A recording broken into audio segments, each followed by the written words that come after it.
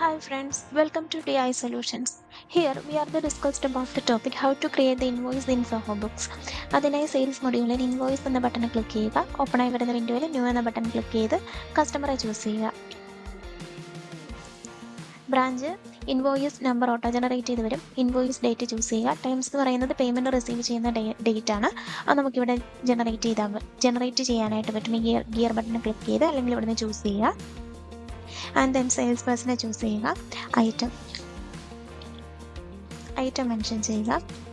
ക്വാണ്ടിറ്റിയുടെ stock ഇവിടെ നമുക്ക് കാണാനായിട്ട് പറ്റും. വെയർ ഹൗസും കാണാൻ പറ്റും. സ്റ്റോക്ക് ഓൺ ഹാൻഡ് കാണാം. അതിനനുസരിച്ച് നമ്മൾ ക്വാണ്ടിറ്റി മെൻഷൻ ചെയ്യുക. റേറ്റ് ഓട്ടോ ജനറേറ്റ് ചെയ്ത് വരും. ഇതിൽ പ്രൈസ് ലിസ്റ്റ് എനേബിൾ ചെയ്യണമെന്നുണ്ടെങ്കിൽ നമുക്കിവിടെ പ്രൈസ് ലിസ്റ്റ് ഓപ്ഷൻ ഉണ്ട്.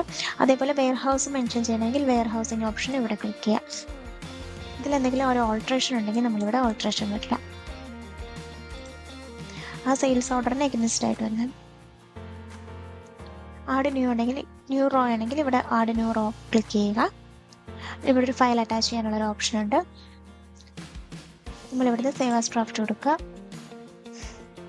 സേവ് ആസ് ഡ്രാഫ്റ്റ് കൊടുക്കുമ്പോൾ ഇത് ഡ്രാഫ്റ്റിലായിരിക്കും. മാർക്ക് ആസ് സെൻഡ് കൊടുക്കുമ്പോഴത്തേക്കും അത് സെൻഡ് ഓപ്ഷനിലേക്ക് പോകും. അത് കഴിഞ്ഞിട്ടാണ് നമ്മൾ റെക്കോർഡ് പേയ്മെന്റ് കൊടുക്കുന്നത്. റെക്കോർഡ് പേയ്മെന്റിൽ എന്ന് പറഞ്ഞാൽ നമ്മൾ ഹെഡ് ഓഫീസിൽ നിന്നാണ് പേയ്മെന്റ് പോകുന്നത്. അതിൽ ഇവിടെ amount auto generate automatically fill ചെയ്ത് വരും. അല്ലെങ്കിൽ നമ്മളിതിൽ കുറച്ച് പേയ്മെൻ്റ് ആണ് റിസീവ് ചെയ്യുന്നുണ്ടെങ്കിൽ പേയ്മെൻറ്റ് ഇവിടെ ഓൾട്ടർ ചെയ്യാനായിട്ട് പറ്റും. പേയ്മെൻറ്റ് ഡേറ്റ് ചൂസ് ചെയ്യുക. പെറ്റി ക്യാഷിലും ബാങ്കിലും നമുക്കിത് മെൻഷൻ ചെയ്യാം. ബാങ്ക് ആണെങ്കിൽ ബാങ്കിൻ്റെ പേര് ഇവിടെ ചൂസ് ചെയ്യുക.